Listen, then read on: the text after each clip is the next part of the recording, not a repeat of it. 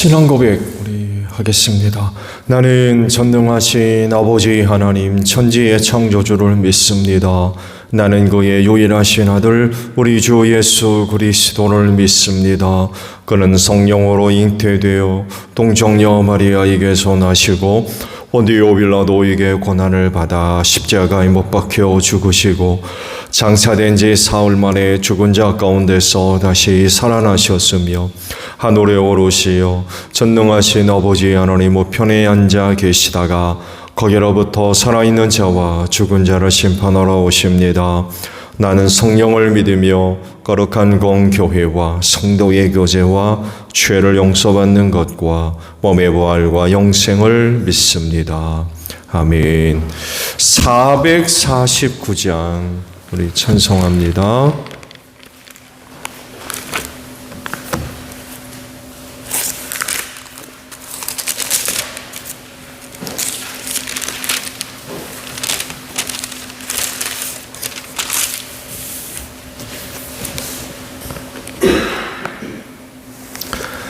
(449장이에요)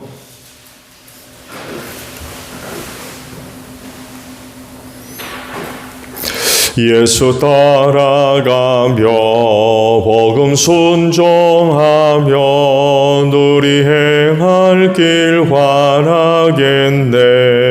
주를 의지하며 순종하는 자를 주가 늘 함께 하시리라. 의지하고 순종하는 길은 예수 안에 즐겁고 복된 길이로다. 해를 당하거나 우리 고생할 때 주가 위로해 주시겠네. 주를 의지하며 순종하는 자를 주가 위해 주시리라. 의지하고 순종하는 길은 예수 안에 즐겁고 복된 길이로다. 남의 짐을 지고 급을 주시겠네. 주를 의지하며 순종하는 자를 항상 복 내려 주시리라. 의지하고 순종하는 길은 예수 안에 즐겁고 복된 길이로다. 우리 받은 것을 주께 다 드리면 우리 기쁨이 넘치겠네. 주를 의지하며 순종하는 자를 은혜 풍성케 하시리라. 의지하고 순종하는 길은 예수 안에 즐겁고 복된 길이로다. 주를 힘입어서 말씀 잘 배우고 주를 모시고 살아가세. 주를 의지하며 항상 순종하면 주가 사랑해 주시리라. 의지하고 순종하는 길은 예수 안에 즐겁고 복된 길이로다. 말씀을 우리 보겠습니다. 열왕기상 13장 11절에서 24절까지 있는 말씀을 보겠습니다. 마지막 34절에요. 13장 11절에서 마지막 절까지 있는 말씀을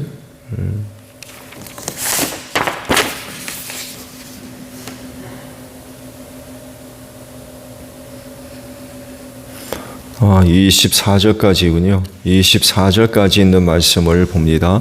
그 무렵에 늙은 예언자가 베델에 살고 있었다. 그의 아들들 가운데 하나가 와서 그날 베델에서 하나님의 사람이 한 일과 그가 왕에게 말한 내용을 모두 아버지에게 말하였다. 그러자 그들의 아버지가 그들에게 그가 어느 길로 돌아갔느냐 하고 물었다. 그의 아들들은 유다로부터 온 하나님의 사람이 돌아간 길을 말하였다. 그 말을 듣고서 그들의 아버지는 곧 그들의 아들들에게 말하였다. 내가 타고 갈 나귀의 안장을 얹어다오. 그들의 아버지가 타고 갈 나귀의 안장을 얹으니 그는 나귀를 타고서 하나님의 사람을 뒤쫓아갔다. 마침내 그는 상수리 나무 아래 앉아있는 하나님의 사람을 보고 물었다. 그대가 유다로부터 온 하나님의 사람이요? 그러자 그가 대답하였다. 그렇습니다.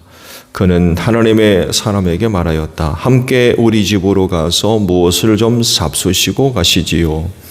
하나님의 사람은 대답하였다. 나는 노인 어른과 함께 돌아가서 노인 어른의 집에 들어갈 수 없습니다. 또 이곳에서는 누구와 함께 밥을 먹어서도 안 되고 물을 마셔도 안 됩니다. 주님께서 나에게 명하시기를 여기에서는 밥도 먹지 말고 물도 마시지 말고 온 길로 되돌아가지도 말라고 하셨습니다. 그래서 그는 하나님의 사람에게 이렇게 말하였다. 나도 그대와 같은 예언자요. 주님께서 천사를 보내셔서 나에게 말씀하시기를 그대를 내 집으로 데리고 가서 밥도 대접하고 마실 물도 대접하라고 하셨소. 그런데 그것은 거짓말이었다. 이렇게 해서 하나님의 사람은 이 늙은 예언자와 함께 가서 그의 집에서 밥을 먹고 물도 마셨다. 그들이 이렇게 식탁에 함께 앉아 있는데 주님의 말씀이 하나님의 사람을 데려온 그 예언자에게 내렸다. 그는 유다에서 온 그 하나님의 사람에게 이렇게 외쳤다. 주님께서 말씀하십니다. 당신은 주님의 말씀을 어기고 당신의 주 하나님께서 당신에게 말씀하신 명령을 지키지 않았습니다. 당신은 주님께서 밥도 먹지 말고 물도 마시지 말라고 말씀하신 곳에서 밥도 먹고 물도 마셨습니다. 그러므로 당신의 죽음은 당신의 조상의 무덤에 묻히지 못할 것입니다. 그 늙은 예언자는 하나님의 사람이 밥을 먹고 물을 마신 뒤에 나귀 등의 안장을 얹어 주었다. 이에 그 사람이 길을 떠났다. 그는 길을 가다가 사제를 만났는데 그 사제가 그를 물어 죽였다. 그리고 그 죽음은 길가에 버려두었으며 나귀와 사제는 그 죽음 옆에 서 있었다. 아멘. 오늘 아침에는요 18절 하반절에 있는 말씀을 함께 보려고 합니다. 그런데 그것은 거짓말이었다라는 말씀입니다. 속지 마세요. 거짓에 속아서는 안 됩니다. 특히 신앙생활하는 사람이라고 하면 이 거짓에 속으면 신앙 버릴 수 있습니다. 가야 할 그 신앙의 길에서 당연히 벗어날 수밖에 없어요. 속았기 때문에. 그래서 반드시 신앙생활 속에서 그게 참인지 거짓인지 분별을 해야 됩니다. 말씀을 보셨듯이 굉장히 안타까운 일이 벌어졌고 이런 일도 있나 할 정도로 좀 어처구니 없는 그런 사건이 발생했어요.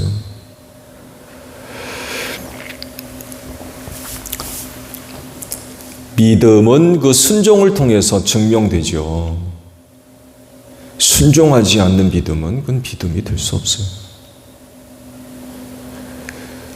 반드시 순종이 있어야 되고 그 순종을 통하여서 그 믿음이 증명되어야 됩니다.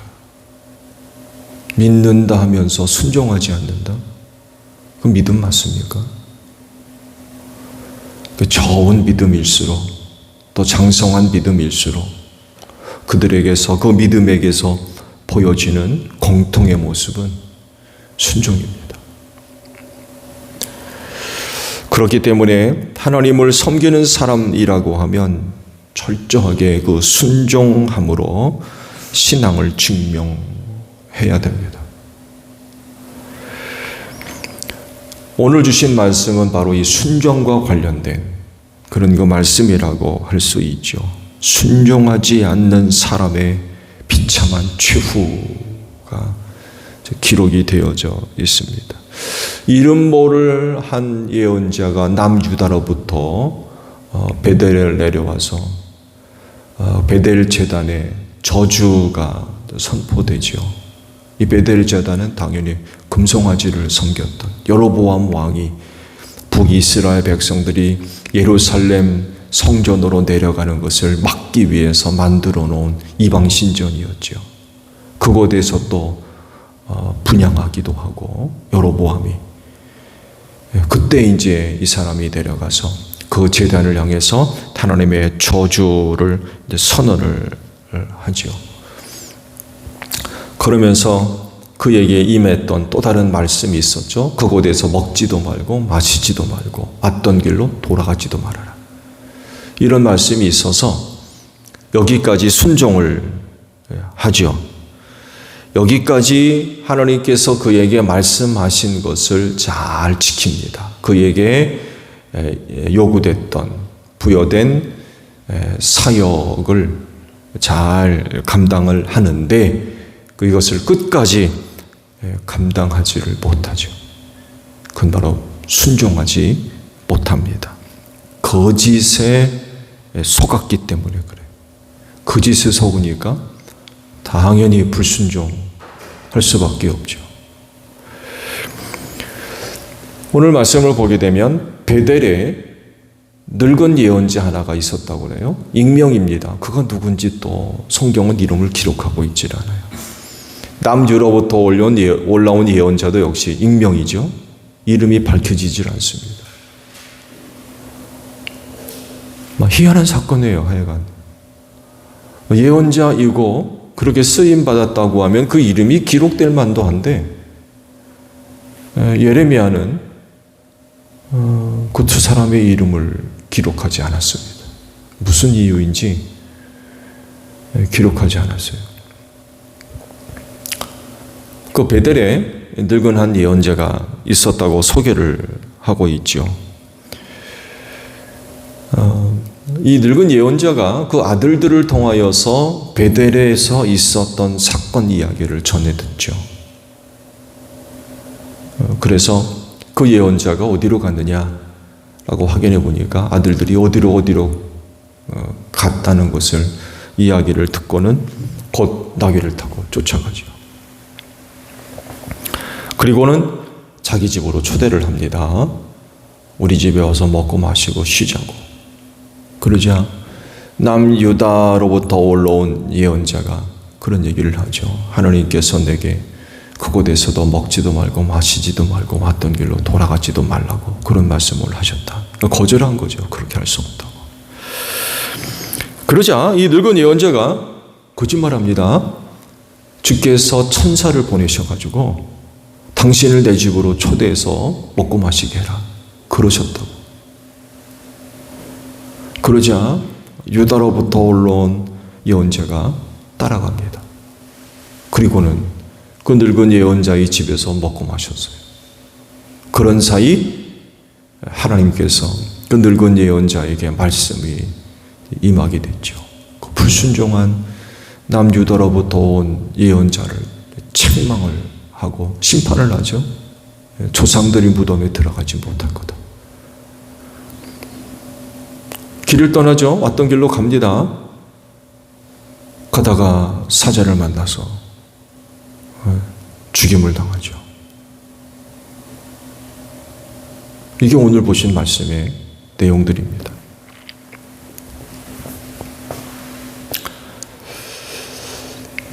늙은 예언자를 통해서 드러난 사실을 보게 되면 이게 유혹입니까? 아니면 시험입니까?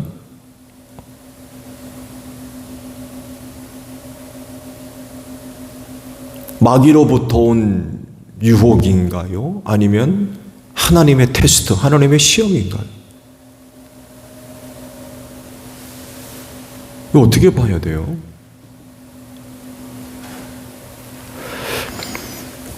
늙은 예언자가 남유다로부터 온 예언자를 만나고 또 거짓말을 한 것을 보면 하나님의 계획 혹은 뜻과는 무관하게 개인적으로 그냥 그렇게 움직였던 것으로 보여요.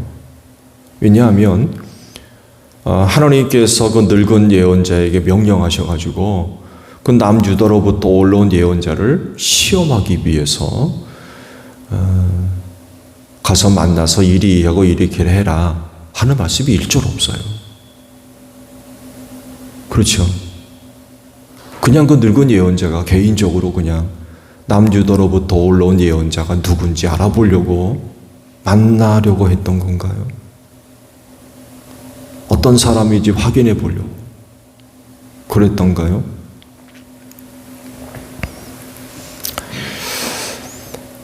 그랬을 때 어떻게 됐든지 간에 남유다로부터 올라온 예언자가 늙은 예언자로부터 그런 이야기를 들었을 때 어떻게 반응을 해야 했을까요? 그는 분명히 하나님으로부터 그런 말씀을 들었고 명령을 받았고 또 말씀을 받았기 때문에 베델로 온 거 아닙니까? 그렇지 않나요? 근데 늙은 예언자를 통해서는 자기가 받은 하나님의 말씀과 정반대되는 말씀을 받았어요. 그 늙은 예언자가 그러잖아요.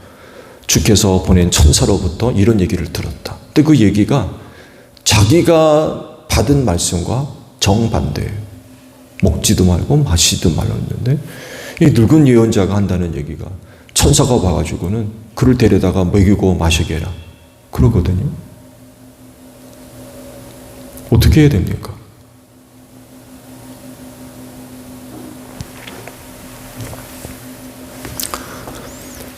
하나 분명한 건 그게 하나님께로부터 온 건지 확인해 봤어야 되는 거예요. 하나님께서 자기에게 나타나셔서 자기가 해야 할 일에 관해서 그렇게 말씀을 하셨다고 그러면 늙은 예언자로부터 정반대되는 이야기를 들었을 때 말씀을 전달받았을 때 확인해 봤어야 돼요. 하나님께 확인은 하나님 저를 보내실 땐 이러이러해서 보내셨는데 내가 만난 베델의 어떤 늙은 예언자는 정반대되는 이야기를 좀 하고 있는데 이게 맞습니까? 하나님께 여쭈어 봤어야 되는 거죠. 이게 하나님께로부터 온 건지 사탄으로부터 온 건지 확인해 봤어야 되는 거예요. 성경은 분명히 말씀하고 있죠. 거짓말이었다라고 밝히고 있습니다. 거짓말이었다.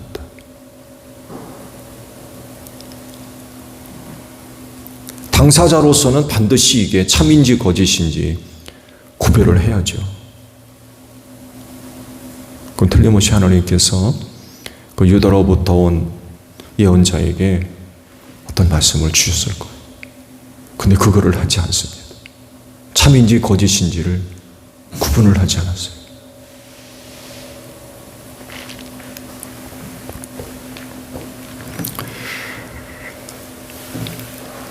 결국 거짓말을 참으로 믿은 거죠. 네, 거짓에 속고 말았어요. 어쩌면 유다로 돌아가는 그 길, 왔던 길이나 돌아갔던 길이나 남유다로부터 올려온 예언자에게는 상당히 힘들었던 길이었을 겁니다. 어디서부터 왔는지는 확인이 안 되지만 그 여행길은 결코 쉽지 않았을 거예요. 어제 말씀드렸죠. 쉬운 길이 아니었을 거예요.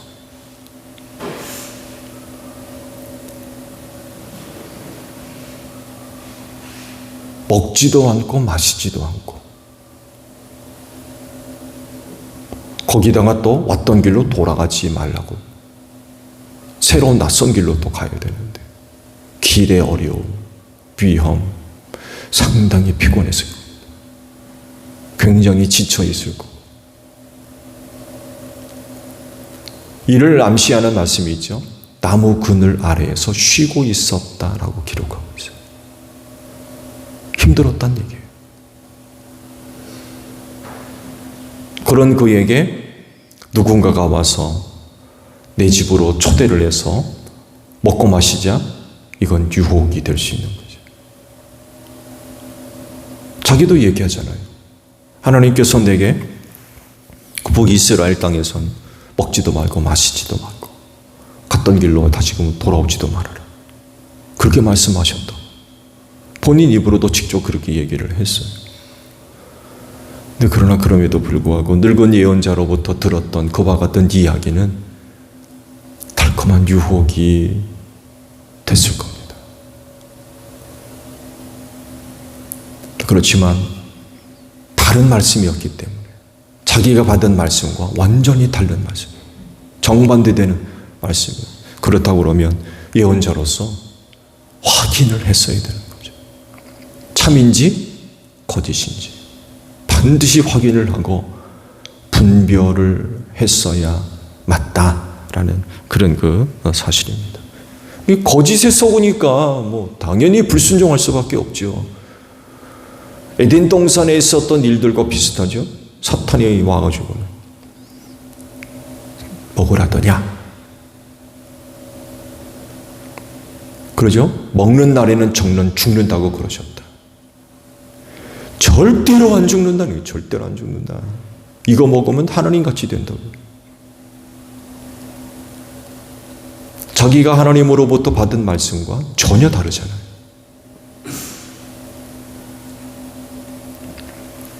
거짓에 속게 되면 불순종할 수밖에 없어요. 죄 짓는 거죠.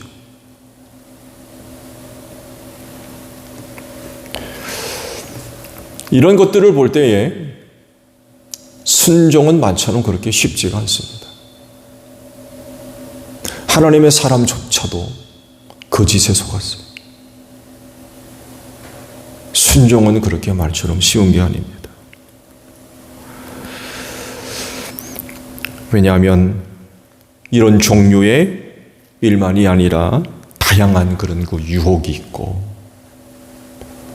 또 여러 가지 시련, 시험 이런 것들이 있기 때문에 그렇습니다. 순종이 쉬운 거라고 하면 에덴 동산에서 타락하는 일도 없었을 겁니다. 쉬운 일이 아니에요. 이 사건을 보게 되면 말씀드린 대로 참 어처구니가 없고 기가 막힐 그런 노릇이죠. 한 사람한테 속아가지고 사자한테 찢겨 죽는 이런 참 어처구니 없는 일이 벌어졌어요. 근데 그럼에도 불구하고 그런 일이 실제로 일어났습니다. 남유다로부터 온 예언자, 그까지 순종하지 못하고 불순종함으로 말미암아 비참한 최후를 맞이하고 말았어요. 하나님으로부터 심판을 받은 거죠. 그렇기 때문에 순종할 자들은요, 순종을 요구받은 그런 그 사람들, 명령받은 사람들이죠.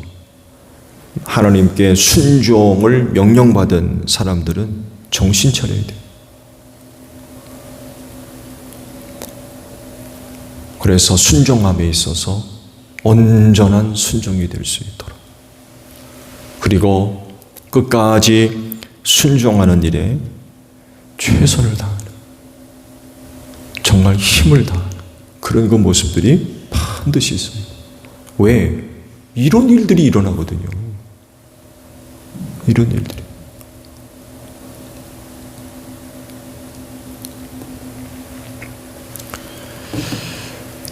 특히 참과 거짓을 잘 분별하십시오. 무엇이 참인지, 무엇이 거짓인지,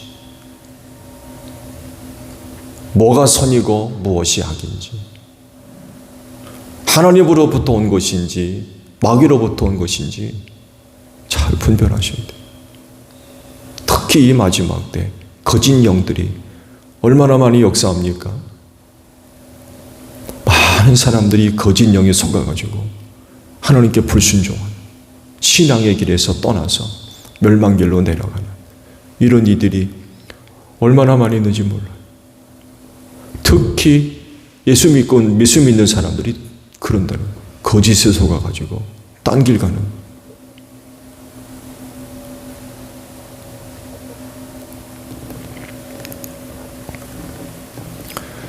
유혹을 이기십시오. 거짓에 속지 마시고요. 그래야 여러분이 갖고 있는 그 신앙 잘 보존할 수 있습니다. 여러분 안에 내주하시는 성령을 통하여서 이런 은혜와 능력을 힘입고 이 마지막 때 여러분의 신앙을 잘 보존하는 여러분들이 되시기를 바랍니다. 주기도문 합니다. 하늘에 계신 우리 아버지, 아버지의 이름을 거룩하게 하시며 아버지의 나라가 오게 하시며 아버지의 뜻이 하늘에서와 같이 땅에서도 이루어지게 하소서. 오늘 우리에게 일용할 양식을 주시고 우리가 우리에게 잘못한 사람을 용서하여 준 것 같이 우리 죄를 용서하여 주시고 우리를 시험에 빠지지 않게 하시고 악에서 구하소서. 나라와 권능과 영광이 영원히 아버지의 것입니다. 아멘. 기도하겠습니다.